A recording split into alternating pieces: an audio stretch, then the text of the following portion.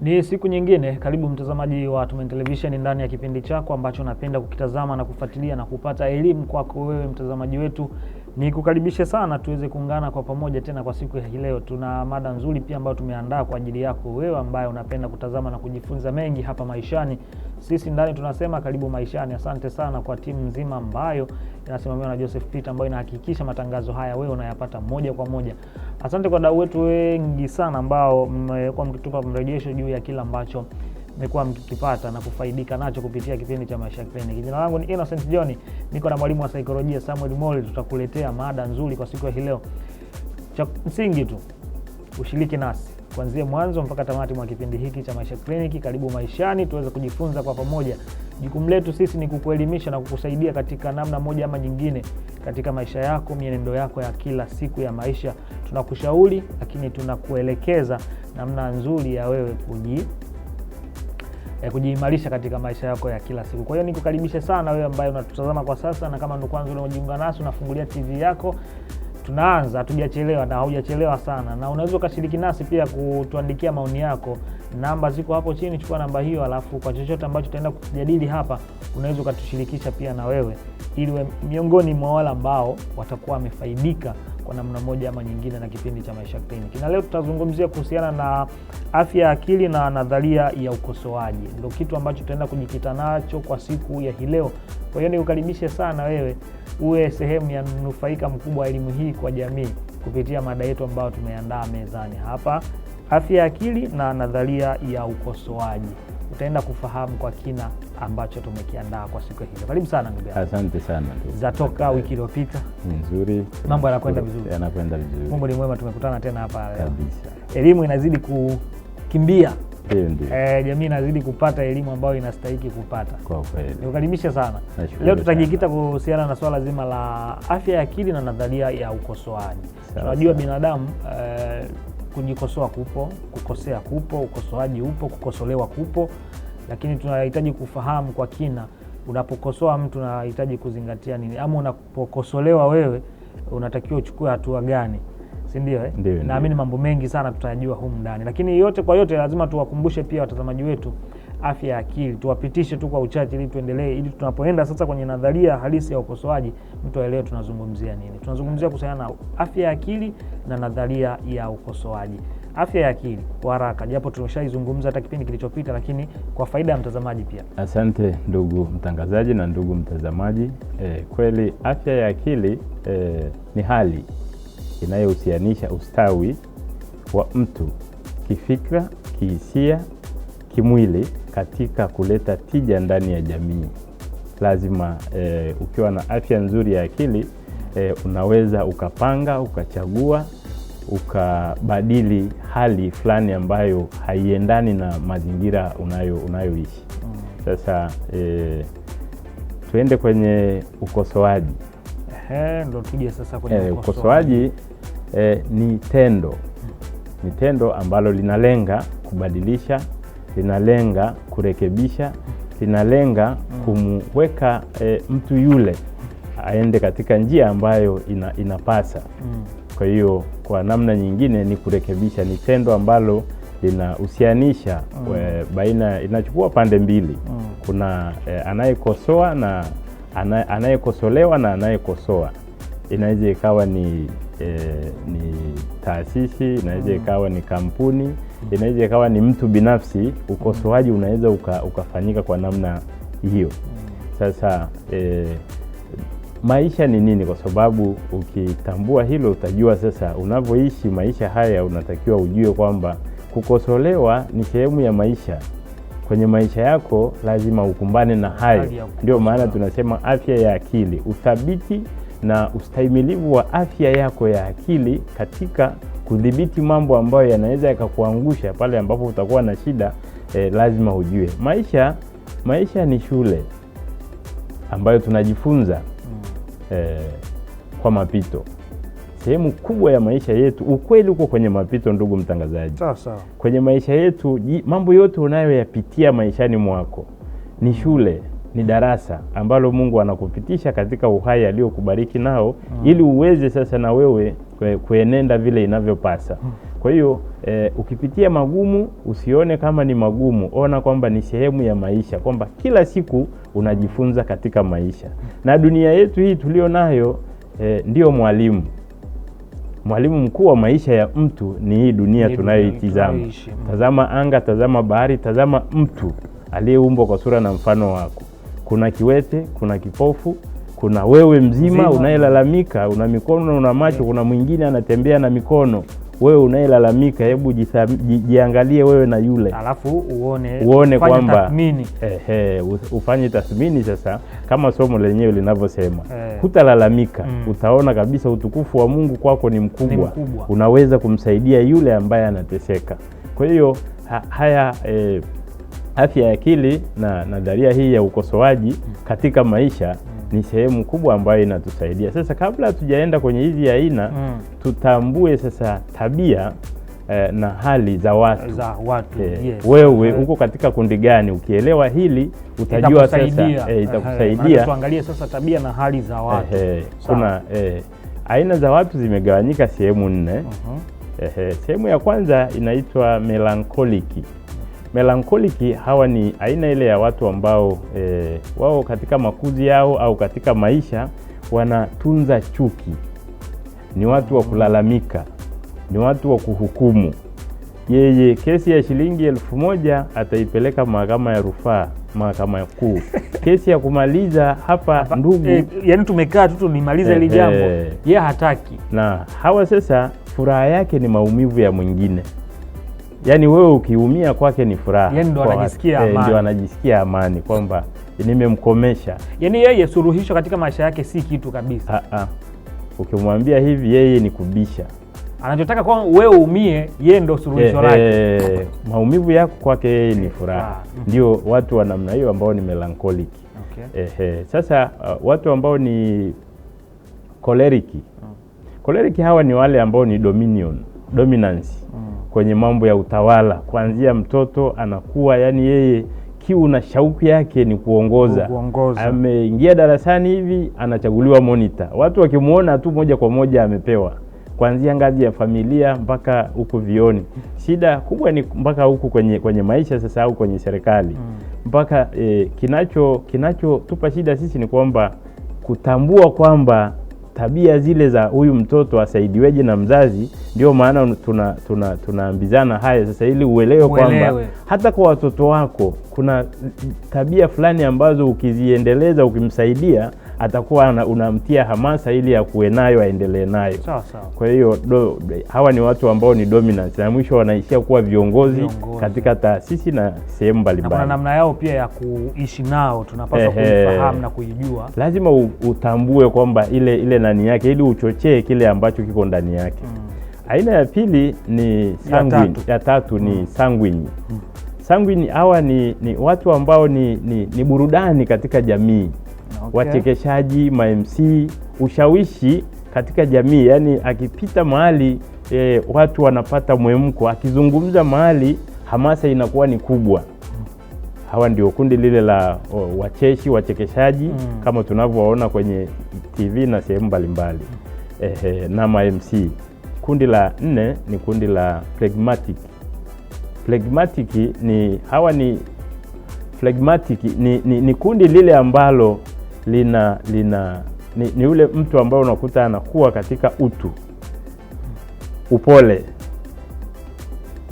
ucheshi, yani mwenye hekima na busara. Sio kwamba atakosekana pia kwenye nani, lakini busara na hekima inatokea pia kwenye makuzi.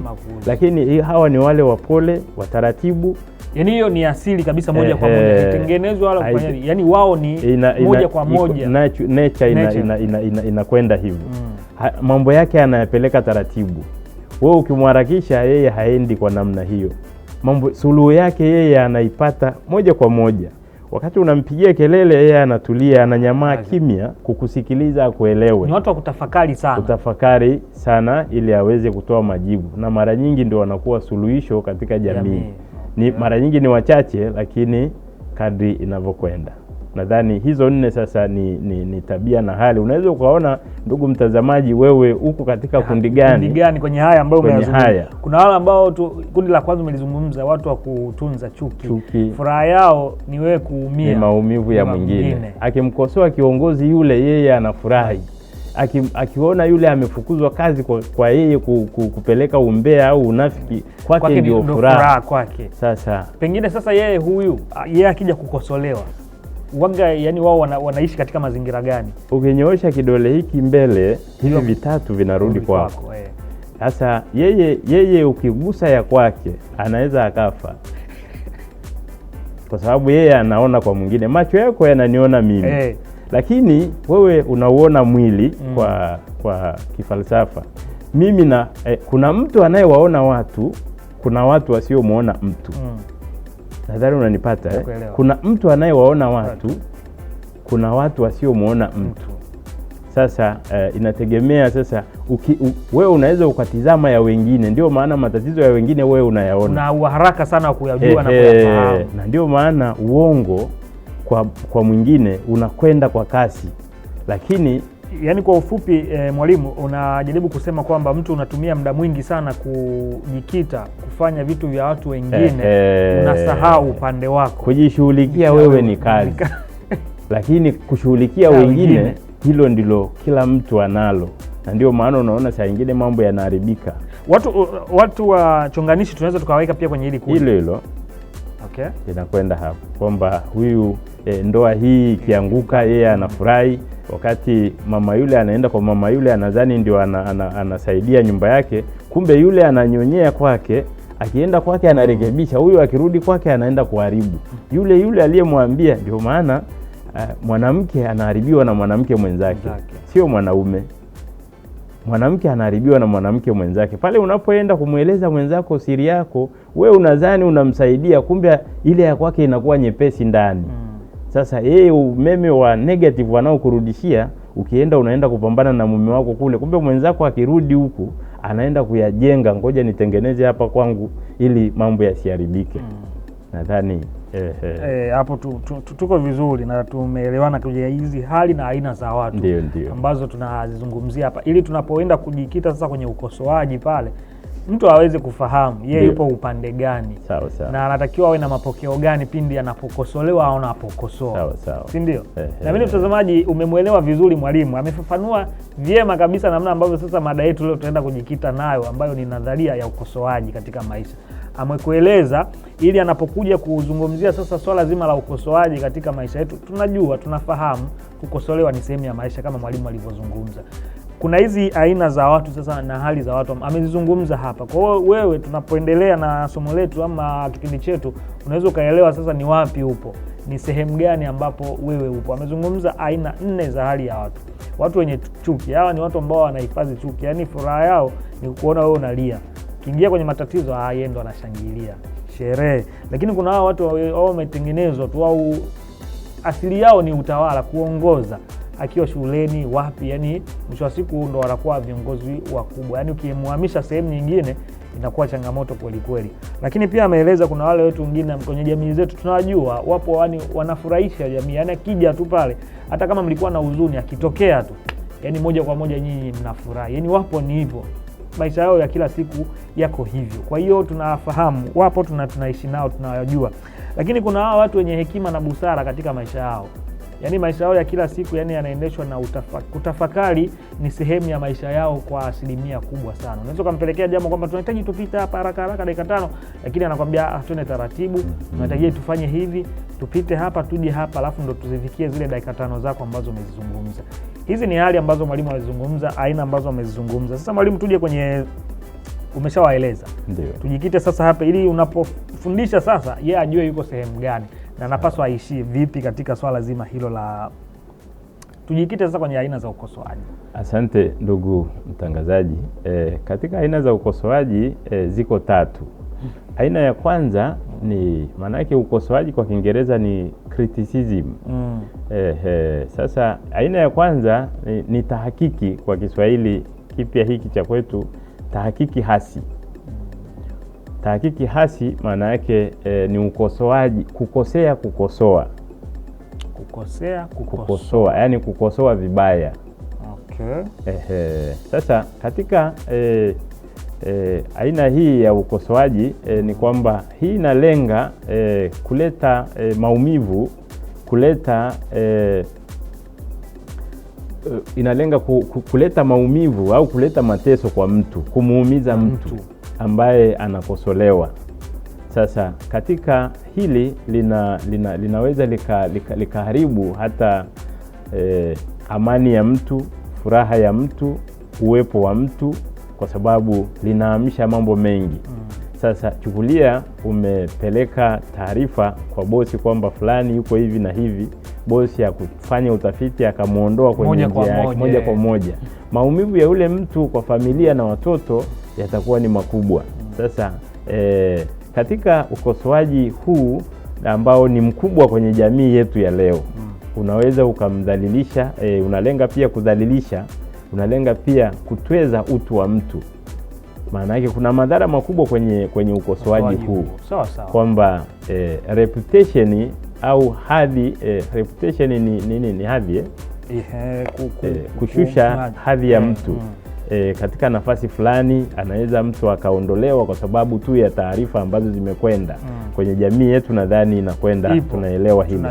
Sasa mtu anatizama ndoa ya mtu, anakwenda vizuri, anatengeneza utaratibu wa kutengeneza taarifa na maneno ambayo baada ya muda ile ndoa inasambaratika, wanaachana.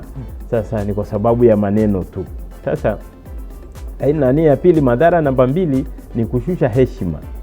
Heshima ya mtu inaweza ikashusha, ukosoaji hasi, kwa sababu ikitokea sasa, kwa mfano mtu amechukua taarifa zako akapeleka kwingine bila ridhaa yako, ndio pale unakuta privacy au siri za mtu nazo hazitakiwe. Siri binafsi zinalindwa hata na katiba. Kwa hiyo sasa unapochukua taarifa unapeleka upande ule, au unachukua nyara ya serikali unaipeleka, unaitoa. Kuna vitu vingine ambavyo serikali ni mama.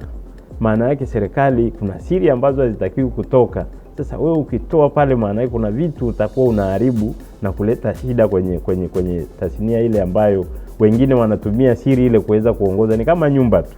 Nyumba, ukitoa siri za nyumba, maana yake unavua nguo. Sasa utatembea kwenye barabara hipi ili uweze kufika.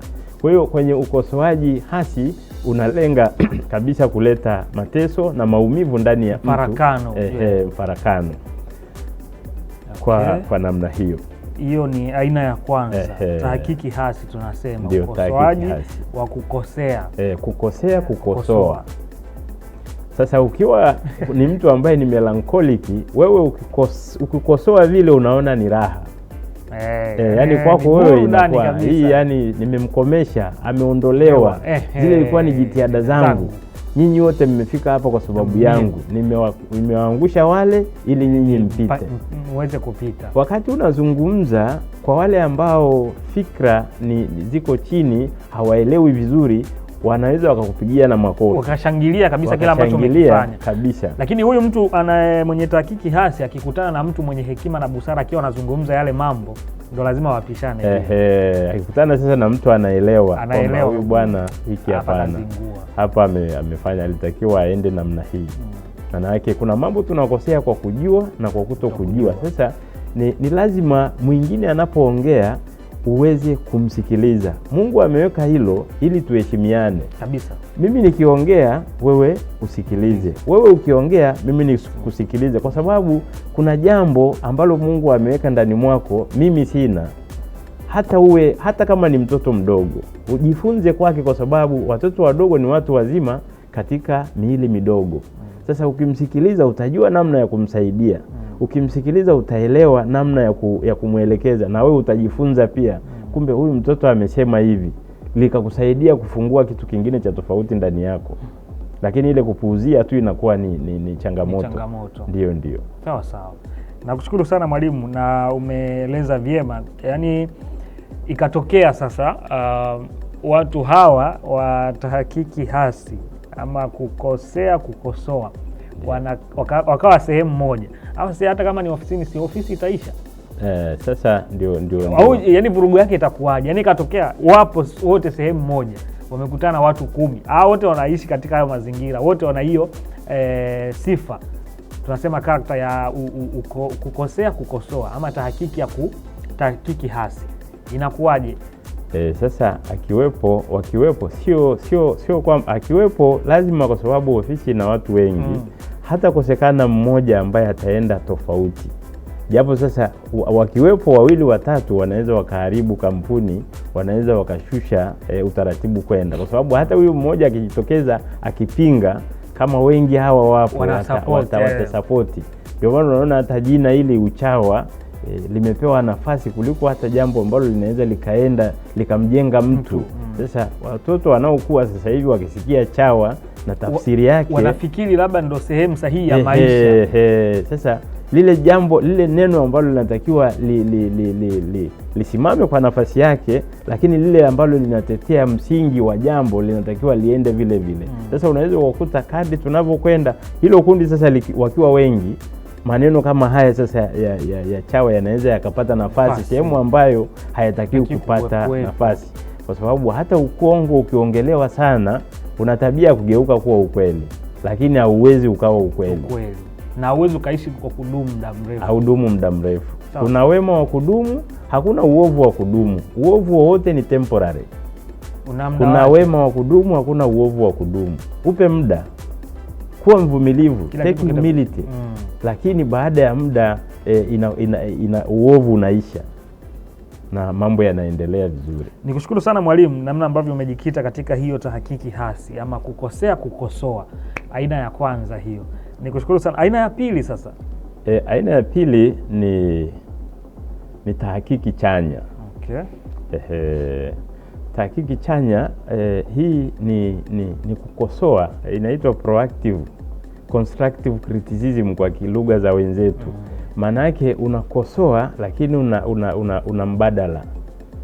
Unaweka solution, unaweka suluhu katika jambo unalokosoa.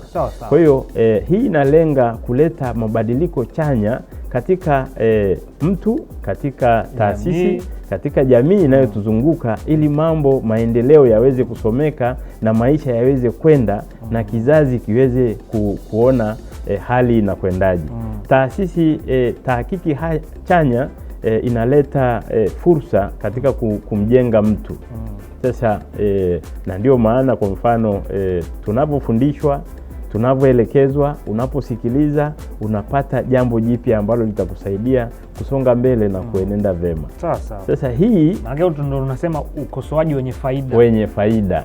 Ukosoaji wenye faida katika jamii yetu. Hii ina faida zifuatazo. Kwanza iko specific, inalenga jambo. Kwa mfano ni ulevi, kuzungumzia jambo hile katika jamii. Labda ni kuzungumzia madawa ya kulevya, ni kuzungumzia utalii ufanyweje ili mambo yaweze kwenda. Sasa faida ya tatu, faida ya pili inalenga vitendo, imejikita kwenye vitendo, kwamba tukibadilisha, tukitengeneza mswada huu utatusaidia kutangaza vivutio vyetu vya utalii, au utatusaidia ugonjwa huu usioambukiza sasa hivi, tukitengeneza kitu hiki utatusaidia kusonga mbele vema. Faida namba ngapi? Namba 3. Inatia moyo, kwamba mtu umempa ushauri lakini ukawa ni mbadala. Alikuwa anateseka na jambo lile, lakini ukampa ushauri ambapo fanya jambo hili, utatoka hapa utaenda hapa. Sasa akibadilisha, yani maana yake inamtia moyo. Ni ushauri ambao unatia moyo, ni ukosoaji ambao unatia moyo kwa mtu katika kutenda, kwa sababu anapata courage, unatia courage katika kuendelea na jambo. Unarudisha matumaini kwa mtu. Unarudisha matumaini kwa mtu ambaye matumaini yameshuka, au amekata tamaa. Anakunywa tu labda pombe au madawa. Sasa akishapata yale mawazo, anabadilika kabisa, tabia ile inabadilika kutoka kwenye unacceptable into acceptable. Sasa hiyo inakuwa ni tija kwenye jamii. Kumbe kile kitu ambacho Mungu aliweka ndani ya yule mtu ambaye alishadharaulika, alishafedheshwa, anaanza kutenda tena mambo mema ambayo yanasonga mbele, yanasaidia hata jamii na mtu mwingine. Wakati huo alishabezwa, alishadharauliwa moja kwa moja. Faida namba 5 inakuwa ukosoaji huu unaleta maendeleo endelevu. Maana yake unakuwa na ustawi katika jambo. Ukiangalia Mwalimu Nyerere alivyoanzisha ile nani ya kutunza mazingira. Aliandika jambo ambalo unaona ni kwa vizazi vijavyo, vya leo, vya sasa na vinavyokuja. Kwa hiyo tukitunza mazingira, safari ya maisha yetu pia, kwa sababu tunahusiana katika hayo yote. Sawa sawa. Ni kushukuru sana mwalimu, naomba tuweke nukta hapo kwenye hiyo aina ya pili ya ukosoaji na faida zake ambazo umezielezea. Tukirejea tutakuja tuangalie aina ya 3 sasa ya ukosoaji. Sawa. Tupate mapumziko mafupi ili mwalimu aendelee kujiweka vizuri, atafute nguvu nyingine. Tukirejea hapa tutaendelea na aina ya 3 ya ukosoaji. Tuko aina ya pili ya ukosoaji ambayo ni tahakiki chanya yenye faida, manufaa kwa jamii, kwa mtu mmoja mmoja ama kikundi cha watu. Mimi ni Innocent John. Tunaenda mapumziko mafupi, tutarejea hapa baada ya muda mfupi sana.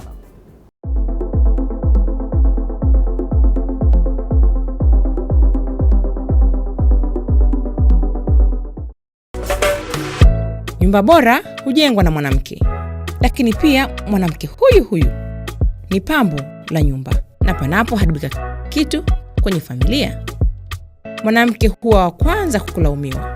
Tukutane hapa kujadili kwa kina. Karibu kwenye Nyota ya Mwanamke. Nyota ya Mwanamke, Jumapili saa 8:30 mchana na marudio Jumanne saa 3 kamili usiku, hapa Tumaini Television. Mtazamaji, upendo, yani nikikwambia katika kwaya hii kuna pea wewe. Na wao walikuwa wanawafundisha watu katika misingi hiyo. Sasa wale waliopata misingi kutoka kwenye huo mfereji hawasepetuki. Jamani, wanapendeza Mtazamaji, kwa Yesu ni raha Kuimba raha Uliniona toka mbali. Wake Mungu, tazama mimi kanijalia karama ya kuimba.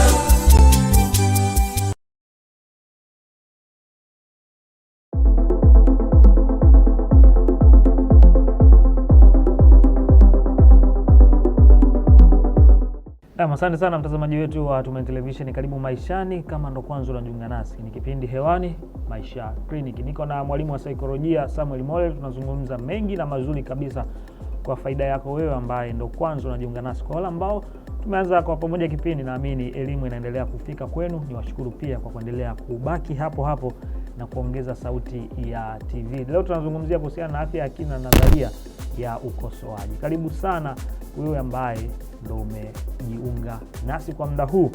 Na tulikuwa na tunazungumzia aina za ukosoaji. Sasa tumezungumzia tahakiki hasi, na sasa tulikuwa tumeweka nukta kwenye tahakiki chanya. Karibu sana, tuendelee kupata elimu hii pana kutoka kwa mwalimu wa saikolojia Samuel Molel. Tuliweka nukta hapo kwenye aina ya pili ya ukosoaji, tahakiki chanya. Tumeangalia na faida zake. Aina ya 3 mwalimu. Aina ya 3 ni tahakiki binafsi. Tahakiki binafsi. Tahakiki binafsi huu kazi yake kubwa ni ile hali ya mtu kujifanyia tathmini, kujifanyia uchunguzi binafsi ndani, ili aweze kubadilisha mambo ambayo yanaweza yakawa yanamsumbua. Tahakiki binafsi ni muhimu sana, kwa sababu tumeikosa sehemu kubwa. Watu hatuna hiyo. Mtu hana self awareness, ni uelewa binafsi. Ndio maana ndugu mtangazaji, mtu anatakiwa aanze kuwa single kwanza ndio aweze kuoa. Kuishi single, unaanza kuishi wewe kwanza. Kuweza unajipima kwamba sasa kwenye hii hatua utapanga chumba kimoja, utanunua kitanda na nani, baada ya muda utaongeza chumba na sebule, baada ya muda ile nature, hali ile itakufanya uanze kuona sasa kwa mshahara huu na hali hii naweza kuingia kwenye hatua nyingine. Sasa ya kuoa, ya kuongeza mtu mwingine ili muweze kujenga familia. Sasa asilimia kubwa ya watu hatujifanyii tathmini binafsi. Sasa tusipojifanyia tathmini binafsi, ndio maana unaona sasa utu wa mtu unaterereka. Maana yake ndio personality disorder sehemu kubwa kwenye maisha yetu inatutesa wengi. Tuko kwenye ndoa lakini hatukujiandaa. Tumeingia ili tufurahishe watu, ili na mimi nionekane, ili na mimi kwenye jamii nisichekwe. Kumbe hujarudi ndani mwako ili uweze kuishi kwanza, wewe uweze kwenda. Sasa mtu anatakiwa awe karibu na yeye, awe karibu na yeye, awe karibu na Mungu, alafu ndio awafikie watu wengine. Sasa tunapokwenda tunakwenda binafsi. Sasa hivi mtu yuko karibu na watu, yuko mbali na yeye, yuko mbali na Mungu. Weka vizuri hapo mwalimu. Yaani hapo inabidi uweke vizuri ili mtu anayekutazama, mimi nakuelewa, mtu anayetazama pia aweze kuelewa vizuri. Sasa hivi hatuko karibu na sisi. Ndio. Yaani mtu kuwa karibu na yeye ni kuwa karibu na nafsi yake. Ufahamu kwamba mimi ni Samuel, mimi najua nini, mimi natakiwa nimuombe Mungu anisaidie. Maana yake ukiwa karibu na nafsi yako utakuwa karibu na Mungu. Utatambua kwamba hiki ninachokifanya sicho ndani ya jamii hii. Sasa tunakosea wapi? Tuko karibu na watu, tunadhani watu wanayoongea ya kutuhusu sisi ndio ya kweli. Umeona hatufanyi tathmini ya kwetu binafsi. Watu wananizungumziaje? Watu wanasemaje? Utashindwa hata kufungua mlango. Kwa hiyo woga na hofu mbaya zinajengwa kwa kuwa karibu na watu ambao hawana umuhimu kwako. Sasa ukiwa karibu na wewe, ukawa karibu na Mungu, ile imani itakayokuwa kwako itakufanya sasa uwafikie watu. Ujue kwamba rafiki huyu niko naye, lakini utachagua hata rafiki wa kuwa naye, kwa sababu kuna watu hutakiwi kuwasogeza kwenye maisha yako, kwa sababu wanaweza wakaathiri hali yako, ukapata negative, umeme wa negative. Nishati ile wanayoachilia kutoka kwa marafiki zako inaweza kukuathiri. Lakini ukumbuke nafsi ndio inayoendesha mwili. Nafsi ndio dereva wa mwili. Sasa ukiwa karibu na watu unaweza ukajiacha wewe, ukajikuta sasa unaanza kuenenda ndivyo sivyo. Sasa na hiyo sasa mwalimu, ndo unakuta upande mwingine ndo inawaharibu watu wengine, kwa sababu unakuta anapokea sifa ambazo pengine ziko nje ya uwezo wake, lakini kwa sababu anashindwa kufanya tathmini yake binafsi, anasema labda kila ambacho anazungumza watu ndo kiko sahihi zaidi. Unakuta anapewa sifa, yaani wewe tajiri sijui nini, ndo kama hizo. Yaani watu wanamsifia kupita maelezo, alafu mwisho wa siku inakuja kupita stage ya kwanza ya pili, ndo unakuja kugundua sasa kumbe kila ambacho nilikuwa naambiwa pale mwanzoni hakikuwa hiki. Sasa tayari ameshachelewa. Ni kweli kama unavyosema. Kwa mfano mtu wa namna hiyo ukiwa karibu na watu utashikwa na disorder hii ya anxiety disorder, matarajio makubwa. Umekaa na watu ambao sio level zako, sio marafiki ambao wanatakiwa ukae nao. Utaanza kuadopt tabia zile ambazo ni zao. Utajiona sasa utakuwa na matamanio makubwa, mshahara kipato chako kidogo, utaanza kuwa na msongo. Sasa ukiwa na hali ya namna hiyo, hata kwa mfano mtu mwenye sonona, depression inatokana na mambo yaliyopita. Sasa usipokuwa karibu na wewe, hutashindwa kuelewa kwamba hivi kesho sijafika, nahangaika ya nini? Jana imepita, hivi natakiwa nijifunze kwa mapito, kama tulivyosema mwanzo. Mapito yako kazi yake ni kukufundisha. Ukiyageuza kama shule hautaumia. Usipojifunza kwa mapito yako, yatageuka kuwa mapigo maishani mwako. Ukifikiria tu pale, hapa haupo. Umungu ni leo na sasa. Maana yake ukiwa karibu na wewe utakuwa karibu na Mungu. Utaelewa kabisa kwamba leo nimeamka, kazi ya leo ni kurekebisha jana, sio kuhukumu na kulaumu leo. Leo ni kutenda ipasavyo na kesho itajitengeneza kutoka kwenye leo.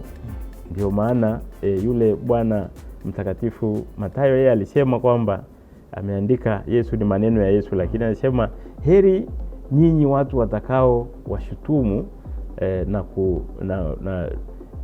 anasema heri nyinyi watu watakapo washutumu na kuwatesa, furahini kwa maana thawabu yenu iko wapi? Iko mbinguni. Maana yake sasa katika maisha kukosolewa ni lazima ufahamu, lakini usipo ufahamu na utambue, ili uwe na resilience, ustahimilivu katika mambo, kwa sababu ukiwa unasema ukweli, jamii itakuchukia kama ilivyo kawaida. Ukweli ni mbegu, lazima izame chini ndio iote. Uongo sio mbegu, ndio maana unatafuta pa kutokea, unajipenyeza. Ukweli lazima uzame chini kama mbegu, unaoza unapanda. Na ndio maana unaposema ukweli lazima ujiandae pia kupokea yale yaliyopo, kama Yesu au Mtume Muhammad naye walichokifanya. Leo hii dini iko duniani, haikuwa kazi rahisi, lakini ukinapojifanyia tathmini binafsi utaweza kuhusiana na mambo, kuhusiana na watu, na kutambua kwamba hiki niache au hiki nisiache. Huyu nimkosoe hivi nimsaidie, au huyu nisifanyeje, nisifanye ili jambo ambalo linaweza likaleta shida kwenye maisha ya mtu. Sawa. Ndio. Nakushukuru sana mwalimu, katika hizi aina 3 ambazo umezungumzia za ukosoaji. Naamini pia mtazamaji wetu ambaye anatufuatilia amezielewa vile ambavyo inapaswa kuwa. Kuna hiyo aina ya kwanza ambayo umezungumzia, tahakiki hasi, na kuna tahakiki chanya, lakini kuna tahakiki ya kwako wewe binafsi ambayo ndio muhimu zaidi. Naamini zote zinaweza zikawa muhimu zaidi, lakini kama ulivyozungumza, ndio maana nakwambia mwalimu hapa, weka sahihi. Kuna watu tunashindwa kuwa karibu na sisi kwanza. Sawa. Watu wanajisahau katika maisha yao yanawazunguka wao binafsi, wanavuka mpaka kwenda kuyatazama yale ambayo yanaendelea nje. Akisharudi kwake tayari kumeshaharibika. Sasa hiyo hapo ni msingi, kwa sababu inaanzia kwako inakwenda kwa mwingine. Yule Anatole France aliyeishi mwaka 1844 mpaka 1924 alisema kwamba watu milioni 50 wakisema jambo la kipumbavu, jambo hilo litaendelea kuwa la kipumbavu tu, kama ni la kipumbavu kweli. Watu wakikusema kwa jambo baya na wewe hauko katika jambo lile, utaendelea kuwa ni uongo. Sawa. Chuki ni mzigo mzito ukiubeba, ila furaha ni mzigo mwepesi. Migogoro ni mzigo mzito ukibeba, ila amani ni mzigo mwepesi. Anayeweza kumjenga mwingine anajijenga yeye. Sawa. Anayeweza kumbadilisha mwingine anajibadilisha yeye. Anayeweza kumkamilisha mwingine anajikamilisha yeye. Maana yake huwezi ukatoa usichokuwa nacho. Huwezi ukapenda kama hujajipenda wewe. Utakuwa unajidanganya. Na ndio maana unaona sasa hii uliozungumza ni ya msingi sana, kwa sababu mwenye uwezo wa kukupinga na mwenye uwezo wa kukukana hayupo dunia hii zaidi ya wewe mwenyewe, kwa sababu ndani mwako hujajisoma, hauko karibu na wewe. Ya watu ya nje ndio yanayokuendesha. Na sasa hivi sehemu kubwa tunafikirishwa na kufikiriwa, hatufikiri. Ndio hiyo shida inatokea. Sehemu kubwa ya watu sasa hivi tunafikirishwa na kufikiriwa na wengine, wewe haufikiri.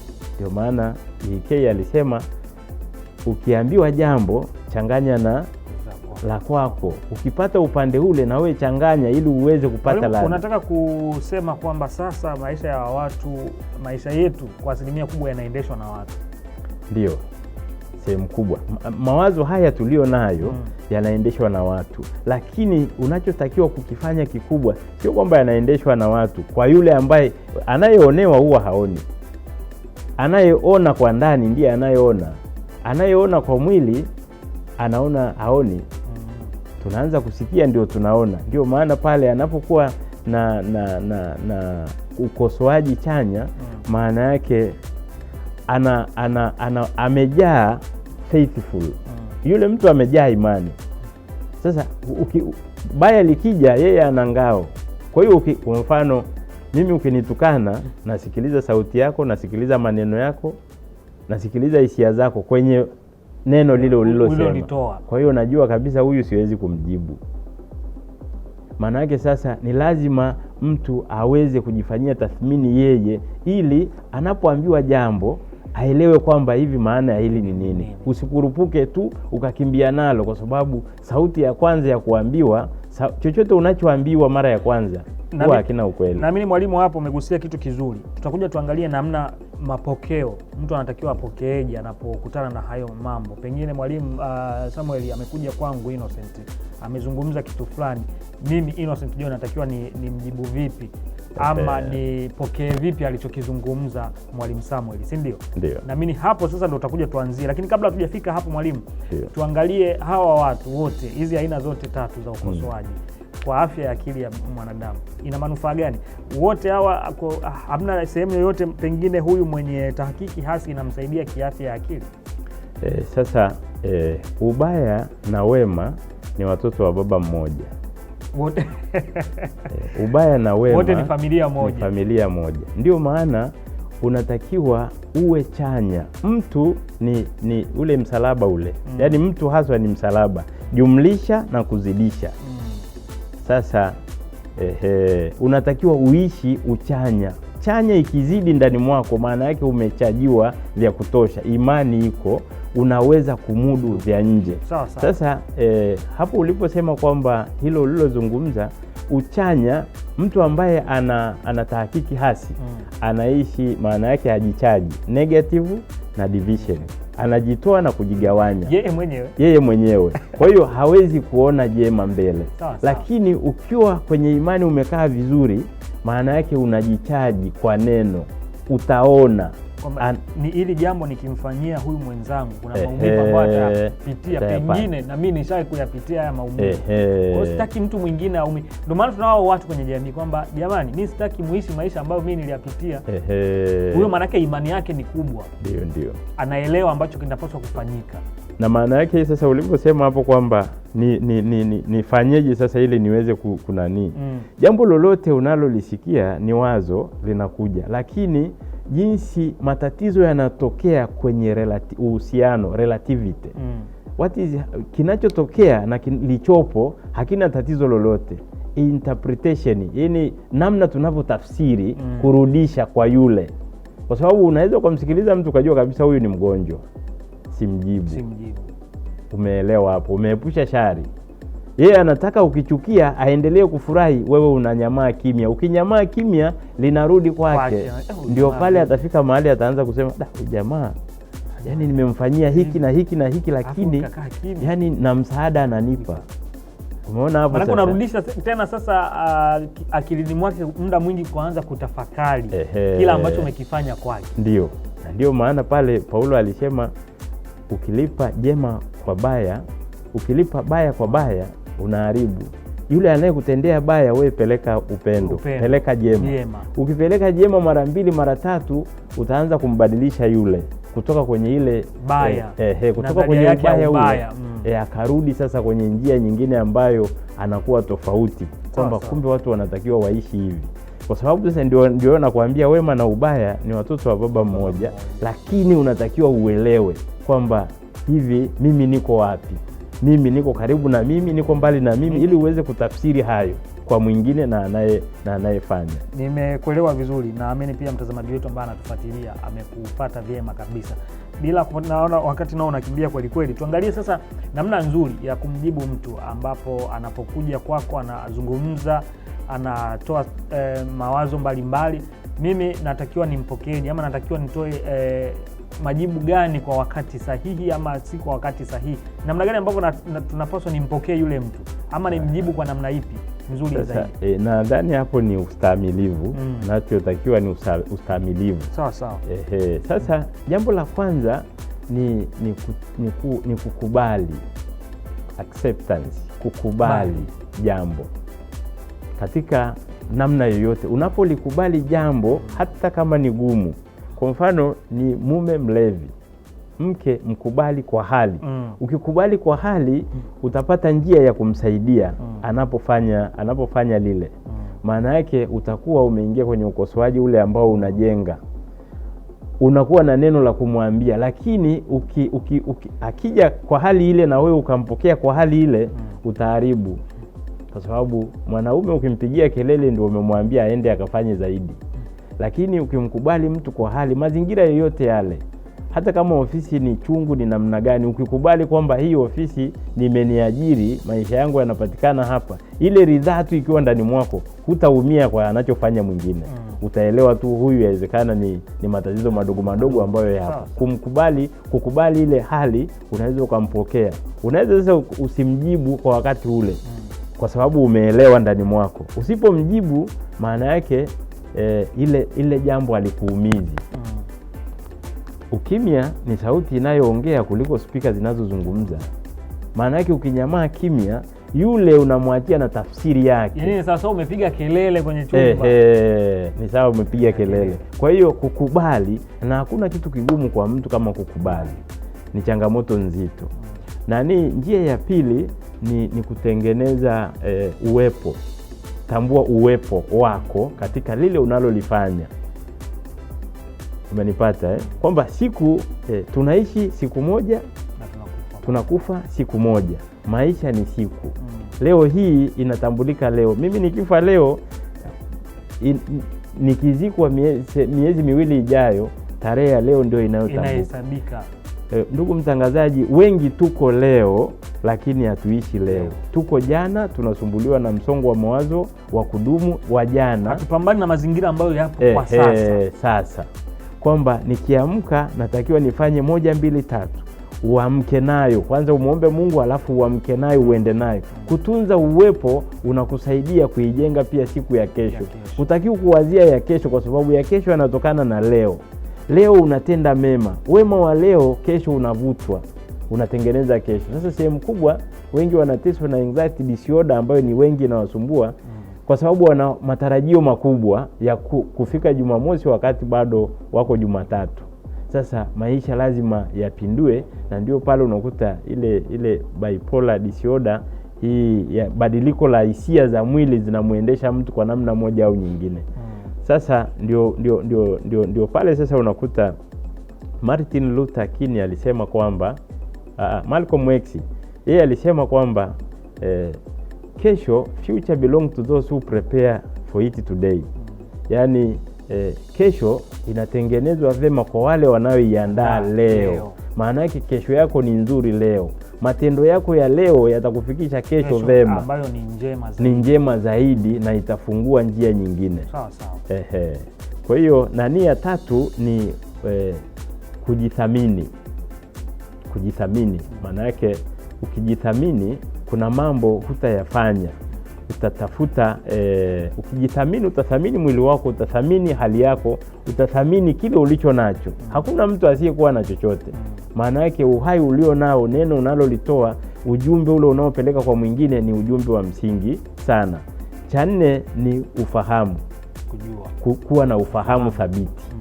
Kuwa na ufahamu thabiti maana yake utajua mambo ambayo yakija mambo unaelewa kabisa kwamba hili natakiwa niende nalo namna hii. Hili natakiwa niende nalo namna hii. Na it is only understanding that can avoid distraction. Uharibifu unaondolewa na ufahamu. Ukilifahamu jambo utajua kwamba hili linakwenda namna hii. Sasa sehemu kubwa ya matatizo mengi ambayo unakuta tunayo, hatufahamu jambo na tunang'ang'ana kuliongelea. Usipolifahamu ni heri ukae kimya, umsikilize mwingine ili upate cha kusema, ili upate cha kumwambia mwingine, kwa sababu utapata kutoka kwa mwalimu, na ndio mambo yanavyokwenda namna hiyo. Sawa sawa. Na ya 4 ya tano ni kuwa na nidhamu. Na nidhamu ni kwako. Kuwa na nidhamu kwamba unajiheshimu wewe, unatunza vya kwako. Unapovipata hata kama ni vidogo, kwanza unavithamini, lakini unakuwa na nidhamu na vya kwako na vya mwingine. Kwamba hiki sitakiwi kwenda nacho. Ukikosa nidhamu, kuna vitu vitaharibika. Hutathamini chochote. Utaona tu kwamba ni kawaida, utaenda kawaida, hutachukua tahadhari. Mwenye nidhamu anachukua tahadhari kwenye mambo anayoyafanya ili mambo yaweze kwenda. Kama mtu anakuletea maneno ya mdhaha, unajua uendeje kama kwako nidhamu ipo. Sawa. Lingine la mwisho, labda sio la mwisho, lakini ni imani. Kuwa na imani thabiti. Imani thabiti itakusaidia kuona kwa ndani. Kumbuka imani tunaanza kuona, kusikia ndio tunaona. Kwa hiyo kwa imani kuna mambo ukisikia utaelewa tu kabisa hili halina maana, utalipuuzia, halitakuumiza wewe ndani mwako. Kwa hiyo imani ni ufunguo ambao unatusaidia kupita na kupenya mahali ambapo kila mtu anashangaa pale ino alipitaje pale, amefikaje pale. Lakini imani ni binafsi. Imani sio kwa mtu, imani ni wewe unapotambua kwamba kweli Mungu ameniumba kwa sura na mfano wake. Sasa na kwendaje, naishije? Kingine kabisa cha msaada ni kutambua wito. Kutambua wito. Kufanya nini? Wengi tunakuwa wakatili, tunakuwa wajeuri kwa sababu kila Mungu akikupa signo ya kurudi kwenye njia yako, kwenye wito wako, haufuati. Unakuwa mkaidi. Hauoni vile zile ishara zile unazoletewa. Kumbuka ndugu mtangazaji na ndugu mtazamaji, matatizo ni alamu au ni taa. Sawa. Ni ujumbe Mungu anautuma kwako ili jambo fulani lichukuliwe maanani, uzingatie ili uelewe ni kitu gani unachotakiwa kufanya. Mume huyo sio kwamba ni mlevi, ni ujumbe wa Mungu hujausoma ili umsaidie atoke hapo. Kwa sababu msalaba kwenye nyumba, mume na mke ni unatakiwa kwenda pamoja. Anapoanguka huyu unatakiwa ujue nisimameje. Inawezekana ni taa au ni alamu Mungu anawasha, wewe uelewe kwamba ndani ya hiki nifanyeje. Sasa wewe ukiamka hapo kwenda kutangaza, hujamsaidia, mambo yanakwenda tofauti. Sawa. Ni kushukuru sana mwalimu, na ni mwalimu Samuel Mole, mwalimu wa saikolojia huyu, na ana kitabu chake ambacho kwa sasa ndo kinafanya vizuri kiukweli.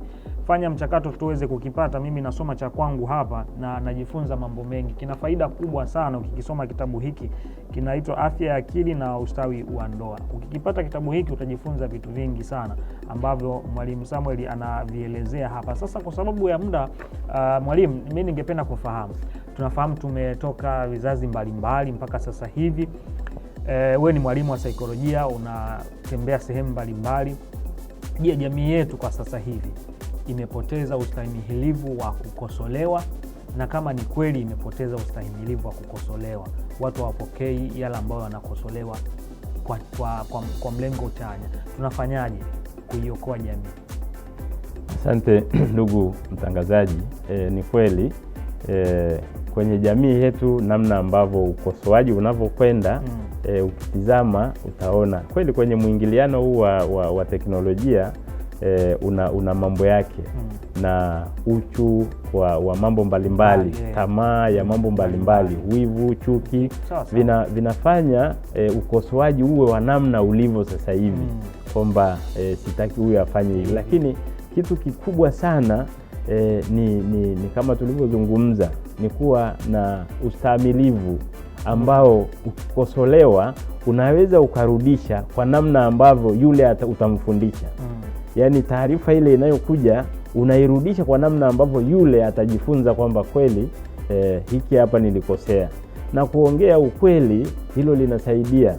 Utakuwa ni mgumu mwanzo, lakini kuna muda litafungua njia, na itaona kabisa mtu ataogopa hata kupeleka taarifa mahali, kuposti ujumbe ambao unamuathiri mwingine kwa namna fulani. Sasa kwenye jamii yetu ni lazima kila mmoja achukue hatua kuangalia kwamba yeye anapokosoa, yeye mwenyewe anaelewaje kile anachokikosoa, anakifahamuje, hawezi akaleta athari kwingine. Na hiyo inatokea pale unapokuwa na empathy. Vitu viwili tu, empathy na shukrani. Hata kwa lile baya shukuru, lakini empathy ni kujiweka kwa mwingine. Kama ni kosa amefanya, hebu jiweke kwenye nafasi yake. Wewe ingekuwa ni wewe unapoenda kumkosoa vile, ingekuwa ni wewe, ingekuwaje? Ungefanyaje? Au Mungu angeingilia kati hapa, angefanyaje? Utapeleka hiyo uhasi kwa mwingine, kwa sababu anayepeleka uhasi kwa mwingine ameshajihasi yeye. Anayepeleka mabaya kwa mwingine, yeye ni mbaya. Kimchafuacho mtu ni kile kinachotoka, sio kinachoingia. Sawa. Ndio. Ni kushukuru sana mwalimu kwa namna ambavyo umeelezea na umezungumza vitu vingi sana ambavyo vinahusiana na swala zima la ukosoaji nadharia ya ukosoaji. Tumeona faida kubwa ya mtu kukosoa, tumeona zile aina za ukosoaji, hasa aina hii ambayo ni chanya katika jamii yetu, kwamba unapokosoa hakikisha unaweka na mazingira ya kumsaidia mtu. Yaani unakosoa lakini ukosoaji wako uwe na faida. Sawa. Na ndicho ambacho pengine kwa dunia ya sasa hivi tunaikosa hiyo. Mtu unakuta tu anakosoa lakini hatupi suruhu ya kila ambacho kwamba hapa mbona mmeharibu hapa, lakini akishamaliza tu kukosoa anaondoka. Tuelekeze sisi, sawa, tumefanya hivi, sasa tunatakiwa tuendeje ili tuweze kufikia adhima ya kila ambacho umekilenga au tumekilenga sisi sote kwa pamoja. Nikushukuru sana mwalimu, na elimu yako naamini tutaendelea kunufaika nayo na kufaidika nayo. Mwenyezi Mungu akubariki sana, na nikupe nafasi ya kuzungumza pia na watazamaji wako. Pengine kwa namna moja ama nyingine kuna mtu ndo anaanza kukutazama na kukuona, anakupataje na anahitaji msaada pengine wa ushauri wa hapa na pale, masuala ya saikolojia na mambo mengine kadha wa kadha, hususan na kitabu chako kwa sasa hivi, umpe maelekezo pia namna ambavyo mtu anaweza akakisoma. Asante ndugu mtangazaji. Ndugu mtazamaji, mimi napatikana Dar es Salaam, Kimara Stopover. Natoa ushauri wa kisaikolojia kwa mtu mwenye matatizo ya kisaikolojia. Tunaweza tukawasiliana. Namba yangu ya simu ni 0785 270 390. 0785 270 390. Sawa. Kwa hiyo ukiwa na tatizo, hata wenye kisukari type 2, wewe karibu. Tunazungumza kwa sababu ni kwa mazungumzo, ukishalielewa jambo unaweza ukajitibu mwenyewe na ukakwenda vizuri. Vitabu hivi Dar es Salaam tunakupatia, na mikoani pia tunavisambaza. Kwa wale wenye kuhitaji labda semina na makongamano kwa vikundi, basi popote Tanzania tuwasiliane tu kwa namba hiyo, tupange tunafanyaje ili tuweze kusaidiana. Lakini ndani ya familia, kama familia kuna mtu mwenye uraibu, mwenye tatizo, basi tuwasiliane, kwa sababu ukimsaidia hata mmoja, kuna jambo ambalo utabadilisha. Kuna wazazi wengi wanalia, mimi nazunguka naona namna ambavyo hali ni ngumu. Mzazi anateseka kwa sababu ya dada, kaka hawako kwenye njia. Nadhani mmoja tukisaidiana, basi baada ya muda safari itakwenda vema. Nikushukuru sana mwalimu, na asante sana kwa kufika studioni kwetu hapa. Tumezungumza mengi na mazuri sana. Tunamwachia swali moja tu mtazamaji wetu. Je, ukosoaji wake una manufaa kwa mtu mmoja ama kwa jamii inayomzunguka? Ndio swali ambalo tunaweza tukakuacha nalo mtazamaji wetu. Mwalimu amezungumza na amefundisha vitu vingi sana kuhusiana na swala zima la ukosoaji, lakini sasa tathmini yale ambayo yote mwalimu kayafundisha hapa, na ujiulize wewe uko upande gani? Sawa. Je, ukikosoa kuna mtu mwingine anaumia? Je, ukikosoa kuna mtu mwingine ananufaika, anapata msaada kwenye ukosoaji wako? Je, wewe unajitazama wewe binafsi? Mimi nipenda sana mwalimu alivyozungumza kuhusiana na swala zima la kwanza wewe kujiangalia na kujitazama wewe kabla ya kuvuka ng'ambo kwenda kutazama watu wengine. Asante sana kwa wote ambao umeshiriki kwa utazama kipindi chetu. Asante kwa maoni yenu, tutayafanyia kazi. Nawashukuru pia kwa kuungana nasi. Asante sana kwa Joseph Peter, amehakikisha wewe elimu hii unaipata moja kwa moja. Jina langu ni Innocent John, na agana na mgeni wangu hapa, mwalimu wa saikolojia Samuel Morel. Amekupatia na mawasiliano yake, naweza mkawasiliana na mkatengeneza kitu kizuri wewe na yeye. Asante, endelea kufuatilia vipindi vingine ambavyo vinaendelea hapa Tumaini Television.